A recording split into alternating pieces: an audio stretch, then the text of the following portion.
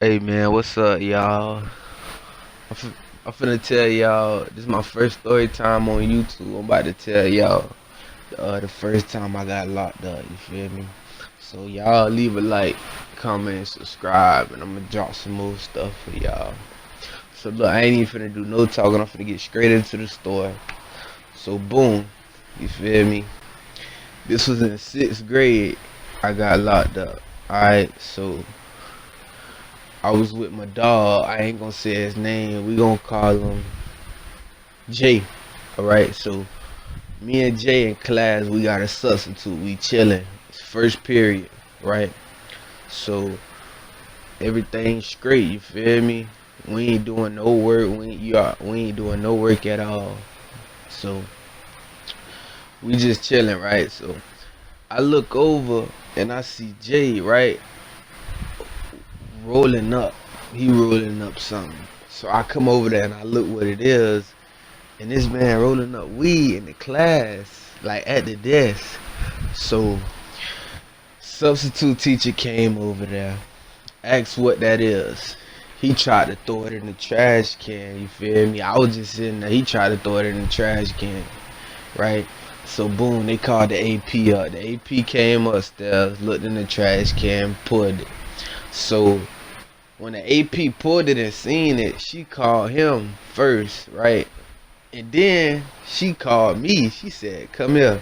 I'm like, I ain't had nothing to do with that. You feel me? So boom, we came or whatever. They took us to the little principal office, the little interrogation room or whatever. You feel me? So we down there and they asking who weed it is. Me, I ain't saying nothing. I ain't talking. You feel me? I'm being quiet. So Jay told him it was his weed, right? So he up here crying and stuff, you feel me? Like he crying, like, oh, it's my weed. At first he didn't want to admit it was his, but you feel me? When they watched the cameras and seen it, they seen him, so he had to admit it was his weed. But I'm still trying to figure out, like, why the hell I'm in here, you feel me? I ain't got shit to do with that, you feel me? So I'm sitting here trying to figure out why I'm in here, and then they just got us sitting on a little couch in there. You feel me? It's me, him, and somebody else. The other person didn't have nothing to do with it. They was in there about some other stuff. You feel me? So we in there just chilling and shit. They talking to us and shit. So they interrogating him first. They told him, if you don't tell us who weed it is, you gonna get suspended. Fuck that. I would have got suspended, you feel me? But shit, I guess he didn't want to go through that. So they ended up finding out it's his weed. So boom, when they found out that, they told me I could go, you feel me? But I'm about to leave, not telling y'all I got my own weed in my sock, but I didn't pull it out of nothing, you feel me? It was my shit in my sock. So when I'm about to walk out, he say, "Oh, look at his sock. He got some weed too." I'm like, what? You feel me? I'm like, damn, he snitching on me now. So they was like, they asked me, do I got something in my sock? I told them, no. So they looked at my sock. They seen a big thing in my sock. They told me to take it off. I took it off, and then it was a bag of weed in there. So the police was already in the room because they had school police. The police was already in the room while all this happened.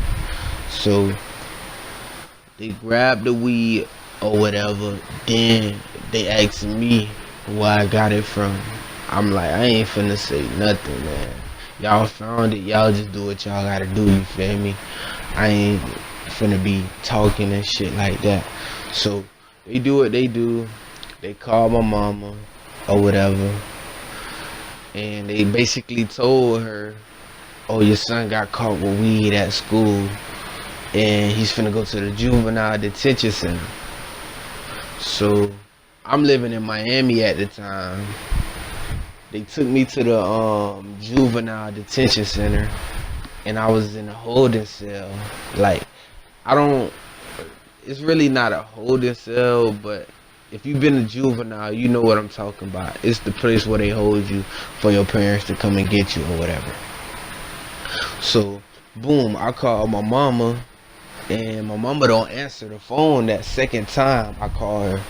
So I'm like, damn, she's not answering. So then, boom, that's when I called my old boy. You feel me? He answered, and then I told him what's up or whatever, and he was like, I'ma see what I could do. You feel me? He was not close to Miami. He wasn't even close at the time. Like, he lived there, but he wasn't close, so he wasn't able to come and get me. You feel me? But anyway, I'm sitting in a holding cell, and they tried to, the thing they did was, with me, they kept me away from Jay, because they already knew, like, something was going to happen. It was right there. They heard him snitch. So they tried to keep us as separate from each other. So what they did was, they had him on the other side of the detention center, and they had me in the front side in a room. So I'm just sitting in a room or whatever. So time go by. I think maybe it was first period, so it was about 10 o'clock. We got there about 11:30. We got there about 11:30, and we was there for hours. So by 5, 6 o'clock, that's when they transferred me to an actual juvenile cell. They transferred me to a juvenile cell because ain't nobody come pick me up. His mama came and picked him up, so he was out, but nobody couldn't pick me up, so they set me in a cell, and then I had to sleep there that night. You feel me? I had to sleep there that night. Luckily, the next morning, my mama came and got me or whatever. You feel me?